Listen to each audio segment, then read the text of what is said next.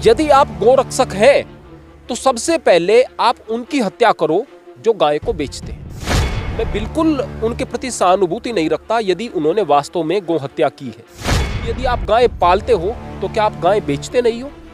और अगर माता है तो क्यों बेचते हो? मैं कहूँगा ये बड़े अपराधी हैं और इस तरह के अपराधी व्यक्ति मंदबुद्धि लेकर के धर्म रक्षा बिल्कुल नहीं कर सकते।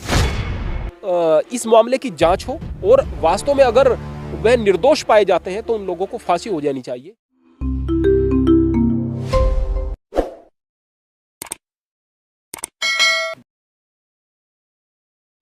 नमस्कार, स्वागत है आप सभी का हिंदुस्तान 24 पर और मैं आप सबके साथ विपिन चौधरी।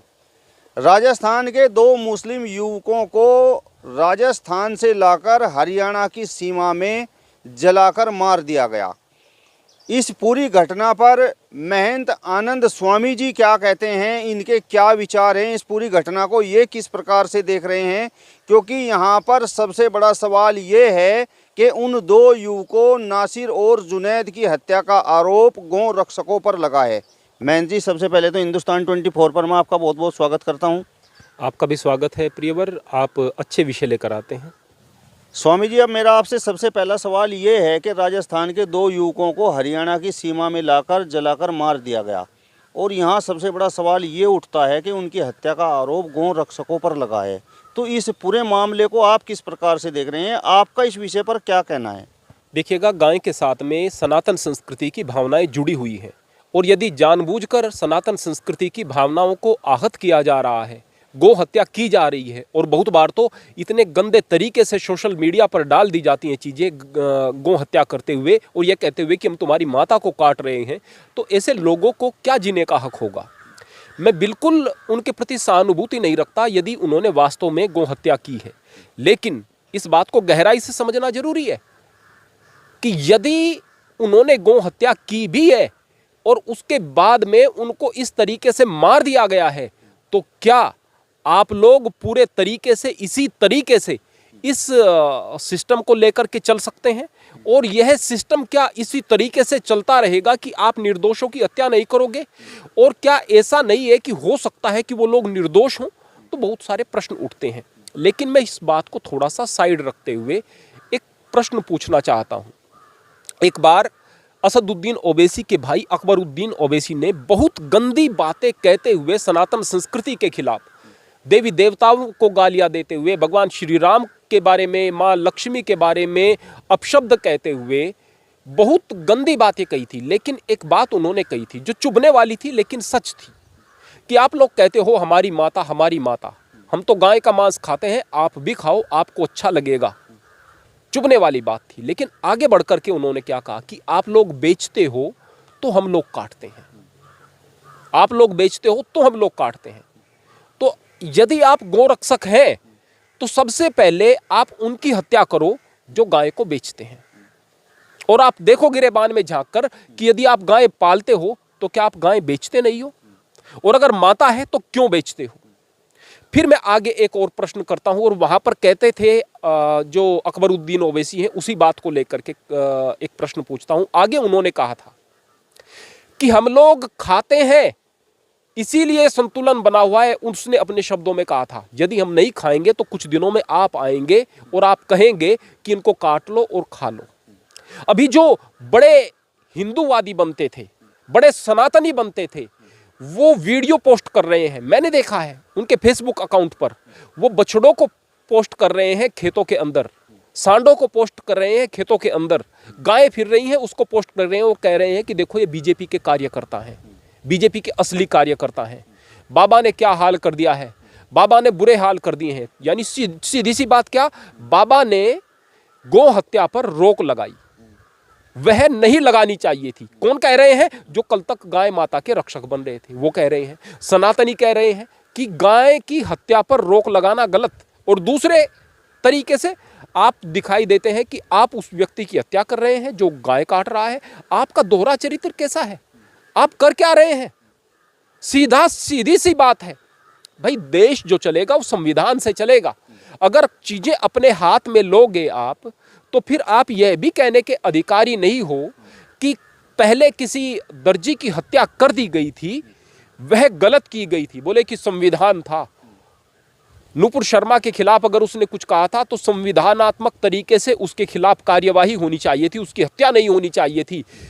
तो भाई यहां पर भी यही बात कही जाएगी कि यहां पर भी संविधानात्मक तरीके से उसके खिलाफ कार्यवाही होनी चाहिए थी। फिर आपके दोहरे मापदंड क्यों हो जाने चाहिए? बोले कि भाई ये संवेदना का मामला है, वो केवल बयान का मामला था। अगर संवेदना का मामला है तो आप गाय को बेच क्यों रहे हैं? और अगर नहीं बेच रहे हैं तो मुझे यह बताइएगा कि कौन सा ऐसा हिंदू है, कौन सा ऐसा हिंदू है जो एक गाय को पालेगा और फिर उसके बछड़े और उसकी बच्चियां हमेशा तक अपने पास में रखेगा? और अगर रखेगा ना तो कितनी भी जमीन उसके पास में हो, एक दिन बछड़े और बच्चियां ही दिखाई देंगी, उसको घर छोड़ करके जाना पड़ेगा। आप इस बात को गहराई से समझे कि आप किस तरफ जा रहे हैं।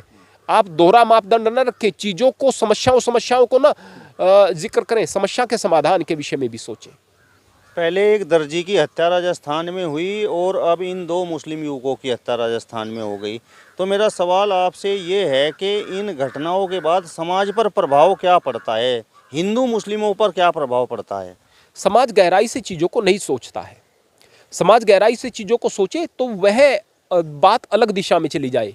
इन चीज़ों के बाद हिंदू मुसलमान ज़्यादा होता है, कट्टरवाद बढ़ता है, लड़ाइयाँ बढ़ती हैं, दंगे होने की आशंका होती है। दंगे नहीं होते तो मन में एक घाव रहता है, एक टीस रहती है। जब ये टीस जमा बहुत सारी जमा हो जाती है तो फिर कभी दंगे भड़क जाते हैं। यानी आज अगर इस बात की वजह से दंगे नहीं भड़के हैं तो यह एक अवसाद के रूप में, जिस तरह से शरीर में टॉक्सिन जमा हो जाते हैं, होते रहते हैं, कल वे पता नहीं बड़ी बीमारी का रूप धारण कर लेते हैं, तो उस अवसाद के रूप में मन में जमा होते रहते हैं और आने वाले समय में वह एक बवंडर बन करके सामने आते हैं। मुस्लिम समाज के लोग तो ये भी कहते हैं कि राजनीति के कारण मुस्लिमों को गौ हत्या के लिए बदनाम किया गया है, जबकि फैक्ट्रियां तो कई हिंदुओं की भी हैं। मैं आपको एक बात बताऊं कि दुनिया के अंदर दूध की मांग बढ़ रही है, और दूध की मांग क्यों ना बढ़े? अगर एक व्यक्ति शाकाहारी है और वो बच्चे को, बड़ा व्यक्ति पूरे तरीके से विगन हो सकता है, लेकिन छोटे बच्चे को दूध की ज़रूरत पड़ती है, बहुत सारे मिल्क प्रोडक्ट की ज़रूरत पड़ती है। जनसंख्या भी बढ़ रही है, दूध की मांग भी बढ़ रही है। अब दूध की मांग बढ़ेगी तो जाहिर सी बात है पशु बढ़ेंगे, और जब पशु बढ़ेंगे तो भाई जो डेयरी वाले लोग हैं, जब किसान ही बहुत सारे, कोई भी किसान अपने सभी पशुओं को अपने पास नहीं रख सकता है, तो फिर जो डेयरी वाले लोग हैं वो भी अपने उन पशुओं को जो दूध नहीं दे रहे हैं उनको नहीं रखेंगे, बाहर बेच देंगे या फिर उन कत्लखानों में बेच देंगे जहाँ पर वो कटेंगे। तो जितना दूध की मांग बढ़ रही है उतना ही, उसी अनुपात में, समझना चाहिए, उसी अनुपात में बीफ का निर्यात बढ़ रहा है। इसलिए हिंदुस्तान बीफ के निर्यात में, अब बीफ में गाय का भी, भैंस का भी, सभी का मांस आता है, तो उसका निर्यात बढ़ रहा है। तो जाहिर सी बात है, यदि आप दूध पी रहे हैं तो आप मांस को प्रोत्साहन दे रहे हैं, इनडायरेक्ट वे में आप ऐसा कह सकते हैं।